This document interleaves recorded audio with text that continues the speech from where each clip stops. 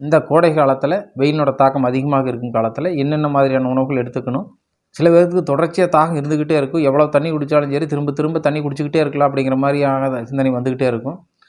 நானும் தண்ணி குடிச்சிக்கிட்டே இருக்கிறேங்க, தண்ணி எவ்வளோ குடிச்சும் தாகம் அடங்கலை அப்படின்னு சொல்லி கேட்குற மாதிரி. இந்த கோடை காலத்தில் சில பேர் ஜிம்முக்கு போனவங்க எக்ஸசைஸ் பண்ணி அப்படியே படுக்கிறாங்க, அப்படியே மரணிச்சிடுறாங்க. கேட்டால் ஹார்ட் அட்டாக் அப்படின்னு சொல்லி சொல்கிறாங்க. இதெல்லாம் எதனால் வருது?